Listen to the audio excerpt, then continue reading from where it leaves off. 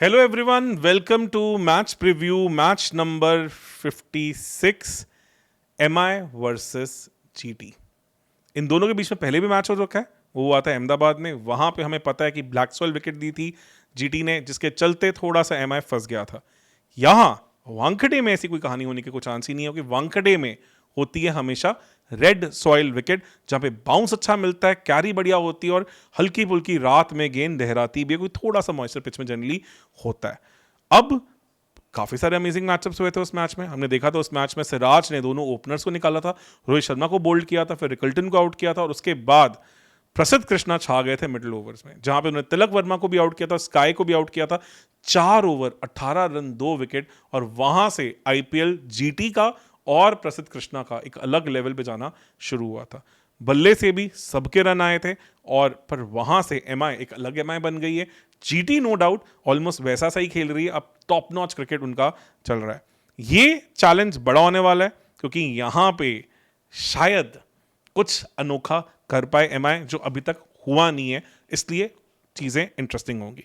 पहली चीज क्लियरली हमने देखा है कि dew plays a role here. तो आप टॉस जीतें, फील्ड करें, बैट सेकंड करें, वही पैटर्न रहा है। उसके साथ एमआई ने तो बहुत कन्विंसिंगली मैचेस जीते हैं, एक मैच हारा भी था आरसीबी के साथ। जीटी का टेम्पलेट सही रहेगा, आते एकदम से आप पावर प्ले में बहुत ज्यादा विकेट्स ना लूज करें, क्योंकि यहां पे आपको पता है वैल्यू फॉर रन आराम से मिलते हैं। वंस विकेट ईजेस आउट लिटिल, यहां पे एक एक ओवर में 20-20 रन निकालने पे मुश्किल नहीं है, तो उस चीज का थोड़ा ध्यान रखना जरूरी है। बहुत इंटरेस्टिंग मैचअप्स हैं, बहुत ज्यादा सही है। एक तो सिराज फिर से उन दो ओपनर्स के सामने होंगे जिन्हें पिछली बार पवेलियन भेजा था। वहां पे रोहित शर्मा को उन्होंने वॉबल सीम या स्क्रैम्बल सीम जो करते हैं उससे आउट किया था। पढ़ने के बाद वो बॉल सीधी हो जाती है, उनकी अंदर आती है, और रोहित शर्मा थोड़ा सा रॉन्ग लाइन के रॉन्ग खेल गए थे और बोल्ड हुए थे। फिर रिकल्टन को भी बहुत प्यारा आउट किया था। वहां से अब रोहित शर्मा एक अलग रोहित शर्मा हो गए हैं, और रिकल्टन का भी कॉन्फिडेंस काफी बढ़ा है। तो इन दोनों अब ओपनर्स के पास सिराज को शायद कुछ अलग करके दिखाना होगा, डिफरेंट होगा। रेड सॉइल विकेट है, मुंबई में भी उन्होंने बहुत बार परफॉर्म किया इंडिया के लिए। यहाँ पे श्रीलंका को बहुत तंग किया था, यहाँ पे न्यूजीलैंड को एक टेस्ट मैच में बहुत उन्होंने रौंदा हुआ है। चीज़ें उनके लिए अच्छी काम की हैं। ये विकेट वो एंजॉय करेंगे बॉल करना, और उनके लिए अच्छी खासी हेल्प भी होगी। और अगर चीज़ों की बात की जाए तो Tilak Varma black soil wicket पे फंसे हैं, पर रेड सॉइल विकेट पे अलग बीस्ट है। यहाँ पे उनके लिए चीज़ें थोड़ी डिफरेंट होनी चाहिए। पर प्रसिद्ध कृष्णा ने, अगर एक बॉलर ने रेड सॉइल और ब्लैक सॉइल पे बहुत इंप्रेस किया है, तो उनमें सबसे ऊपर नाम प्रसिद्ध कृष्णा का ही आता है। प्रसिद्ध कृष्णा ने पर्पल कैप के साथ इस आईपीएल को अलग ही डायमेंशन में खोल के रख दिया है। उनकी बॉलिंग में वो पैनापन दिखा है। रेड सॉइल पे जनरली वो चेंज ऑफ पेस नहीं करते, इनटू द विकेट बॉल्स करते हैं, पेस अप रखते हैं, 140 से 145 और कई बार 145 प्लस जाने की कोशिश भी करते हैं, और ज्यादा स्लोअर बॉल्स नहीं करते।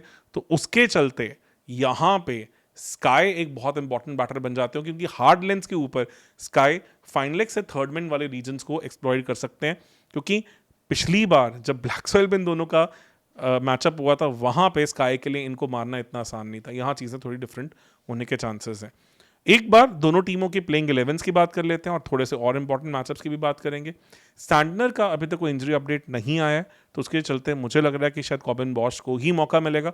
सैंडनर अगर फिट होंगे तो he should walk into the side, क्योंकि अलग बैलेंस वो टीम को देते हैं। अदरवाइज एमआई का जो प्लेइंग 11 मुझे दिख रहा है कि यहाँ पे रोहित शर्मा और रिकल्टन ओपन करेंगे। 1 डाउन आपके विल जैक्स, 2 डाउन पे स्काई, 3 डाउन पे तिलक वर्मा, 4 डाउन पे आपको हार्दिक पांड्या दिखेंगे। और कई बार सिचुएशन के हिसाब से हमने देखा कि विल जैक्स को पीछे भी धकेला जा रहा है। नंबर 6 तक सॉलिड बैटिंग, नंबर 7 पे नमन धीर, नंबर 8 पे अगर सैंटनर है तो सैंडनर, नहीं तो कॉबिन बॉश, नंबर 9 पे दीपक चहर, नंबर 10 पे बोल्ट, नंबर 11 पे बुमराह। जी हाँ, जब पिछली बार ये दोनों टीमें भिड़ी थी तो बुमराह नहीं थे, अब बुमराह हैं, तो वो एक अलग कहानी बनेगी, एक अलग चैलेंज होगा जीटी के लिए। पर जीटी भी मुझे लगता है उसके लिए पूरी तरीके से तैयार होगी। 12वें प्लेयर करण शर्मा के होने के चांसेस हैं, नो डाउट रघु शर्मा भी इसमें ऐड हुए हैं, बट मुझे नहीं लगता उन्हें एकदम से चांस देंगे, कंसिडरिंग कि करण शर्मा ने अच्छा किया है। दिल्ली के अगेंस्ट 3 विकेट्स ली थी, और पिछले मैच में भी बहुत बढ़िया गेंदबाजी की थी, 3 विकेट्स आरआर के अगेंस्ट भी वो चटका पाए थे। तो फॉर्म अच्छा है, कॉन्फिडेंस अच्छा है, तो उन्हें ही ज्यादा चांस मिलने के चांसेस हैं। तो ये 12 मुझे क्लियरली दिख रही है जो एमआई खिलाना चाहेगी इस विकेट पे। एक ही थोड़ा सा डाउटफुल स्टार्टर है, वो है सैंटनर, नहीं तो उनकी जगह कॉबिन बॉश ने भी काफी डिसेंट किया जो करके दिखाया है। जीटी पे आते हैं। उनके लिए एक बहुत बड़ी न्यूज़ ऑलरेडी आ चुकी है कि रबाडा एक बैन अभी तक फेस कर रहे हैं क्योंकि उन्होंने जो रिक्रिएशनल ड्रग यूज़ किया था उसके चलते। अगर आप सबको याद हो तो मैं ऑलरेडी काफ़ी टाइम से लाइव शोज़ में सब में बात कर रहा था कि रवाडा एक काफ़ी सीरियस ग्रोइन इंजरी से जूझ रहे हैं, पर वो किसी ना किसी तरह से अपनी सर्जरी को, अपने रीहैब को एक्सटेंड करते जा रहे हैं। मुझे लगता है कि उससे कहीं ना कहीं लिंक होगा। पेन किलर्स के साथ आप 5-6 मैचेस खेल सकते हैं, अगर आप उससे आगे जाने की कोशिश कर रहे हैं तो शायद आपको उससे तो कुछ ज़्यादा करने की ज़रूरत पड़ती है। और वही चलते जब वो एनुअल टेस्टिंग होती है उसमें कहीं ना कहीं रिजल्ट उनके फेवर में नहीं आए और इसलिए उनको शायद बाहर कर दिया गया, और ज़्यादा ये चीज़ ना उछले इसलिए 1 महीने तक किसी ने इस पर ज़्यादा बात की भी नहीं है। जो मुझे लगता है चांसेस ये हो सकते हैं। बट प्लेइंग 11 की तरफ आते हैं, काफ़ी अमेजिंग टीम है जीटी, बहुत बढ़िया खेल रही है टॉप 2 के लिए। आरसीबी और एमआई को पूरी टक्कर देती हुई, वहाँ से पंजाब भी स्पीडों से इनकी तरफ भागती हुई, तो ये चारों टीमों में बहुत तगड़ी टसल चल रही है।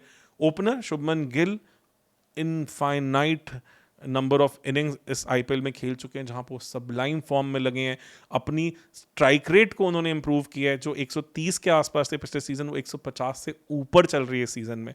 अलग लेवल की बैटिंग, जो पिछले मैच में वो सिल्कीनेस दिखी थी, देख के मजा आ गया। थोड़े अनफॉर्चुनेट रहे थे रनआउट को लेके, काफ़ी बहस वाला टॉपिक था वो, but I am very sure उसे अब पीछे रख के आगे चलने की बात कर रहे होंगे। और रन लगातार अब बल्ले से आ रहे हैं। दूसरे एंड पे साई सुदर्शन, उनकी थोड़ी सी आरआर वाले मैच के बाद आलोचना हुई थी, थोड़ी क्रिटिसिज्म हुई थी स्ट्राइक रेट को लेकर पिछले मैच में, उस पर भी इन्होंने मुंह तोड़ जवाब दिया, 200 से ऊपर की स्ट्राइक रेट पे खेले। बटलर अलग लग रहे हैं सीजन, अलग क्लैरिटी दिख रही है, क्लियरली दिख रहा है कि जब से उनके कंधों से इंग्लैंड की कैप्टनसी का भार हटा है वो अलग लेवल के प्लेयर लगे हैं। अलग कहानी चल रही है उनके इस सीजन, काफ़ी ज़्यादा आरआर ने उनको मिस भी किया है। नंबर 4 पे अभी तक रदरफोर्ड की फिटनेस को लेकर ज़्यादा कुछ अपडेट्स आए नहीं है, तो वो थोड़ा सा इंटरेस्टिंग होगा। सुंदर को लास्ट मैच में खिलाया था, थोड़े फंसे हुए लगे ब्लैक सॉइल के ऊपर, पर उनकी बॉलिंग भी इंपॉर्टेंट है, तो उसके चलते वो टीम का हिस्सा मुझे लगता है होंगे। फिर आप नंबर 5 पे देखेंगे शाहरुख खान को, नंबर 6 पे तवतिया, नंबर 7 पे आपने पिछले मैच में देखा था कि वहाँ पे राशिद खान को यूज़ किया गया था। शायद थोड़ा सा और बैटिंग को और थोड़ी सी डेप्थ देने की कोशिश हो, तो उसके चलते किसी ना किसी और फॉरेन प्लेयर को मौका मिले। अदरवाइज अगर रदरफोर्ड फिट हैं तो मुझे लगता है कि इन सिचुएशंस में ही वॉक्स इनटू द साइड, ताकि बैटिंग में थोड़ी और डेप्थ मिल जाए। और उसके बाद आपके पास काफ़ी सारे अच्छे बॉलर्स हैं, प्रसिद्ध कृष्णा, सिराज, साई किशोर के यूज़ को लेके काफ़ी सारे क्वेश्चंस आ रहे हैं कि उनको इतना ज़्यादा यूज़ में नहीं लेके आया जा रहा है। पिछले मैच में भी सिर्फ 4 बॉलें उन्होंने की जब ईशांत शर्मा इंजर होकर बाहर गए। अब ईशांत शर्मा खेलेंगे नहीं खेलेंगे उस पर चांसेस कम है, क्योंकि उनके फिटनेस को लेके कंसर्न थोड़े से उठे हैं। पर साई किशोर मुझे लगता है अभी भी टीम का पार्ट होंगे। इंटरेस्टिंग बॉलर है, इंपॉर्टेंट बॉलर है। जब ये दोनों टीमें पिछली बार भिड़ी थी तो उन्होंने प्रसिद्ध कृष्णा के साथ मिलकर एक बहुत तगड़ा चोक लगाया था, उसे आप इग्नोर नहीं कर सकते हैं। तो वो मिक्स ऑफ थिंग्स में रहेंगे। इसके साथ पिछले मैच में कोत्जे खेले थे, अच्छी बॉलिंग की थी। कोत्जे को वानखेड़े में खेलने का एक्सपीरियंस है, पिछले साल वो एमआई के साथ थे, कुछ चीज़ों में बहुत बढ़िया गेंदबाजी भी की थी, बढ़िया तेज़ गेंदबाजी की थी। एक मैच मुझे याद है जो आरआर के अगेंस्ट हुआ था, वहाँ उन्होंने रियान पराग को भी काफ़ी टेस्ट किया था अपनी पेस के साथ, 150 से ऊपर की बॉलें भी मारी थी। और अगर ईशांत शर्मा अभी तक भी फिट नहीं होते हैं तो मुझे लगता है कि फिर वहाँ पे आप दोबारा से अरशद खान की तरफ देख सकते हैं। और इसमें आपको पता है कि आपके पास ऑलरेडी बॉलिंग पैक्ड है, बैटिंग में शायद एक और बैटर आ जाए तो मज़ा आ जाएगा। तो इसलिए शायद रदरफोर्ड की फिटनेस को लेके काफ़ी ज़्यादा ध्यान रखेंगे, और वो जब भी खेले हैं उन्होंने इम्पैक्ट डाला है। ओवरऑल दोनों शानदार टीमें, मुझे मैच बराबरी का लग रहा है। कोई एक टीम की तरफ मैं नहीं जाना चाहूँगा। जहाँ एक टीम दिमाग के साथ चल रही है तो दूसरी टीम अपने दिल के साथ खेल रही है, अलग कहानी। तगड़ा मैच, एक तगड़ा मैच हो जो सुपर ओवर तक जाए, कुछ ऐसी सी उम्मीद आप सब भी मुझे लगता है ऐसी कुछ उम्मीद कर रहे होंगे। और देखते हैं क्या होता है इस मैच में, और काफ़ी क्लोजली ऑब्जर्व करेंगे। मिलेंगे आपके साथ लाइव शो में भी, तब तक के लिए बने रहे हमारे साथ। धन्यवाद, थैंक यू।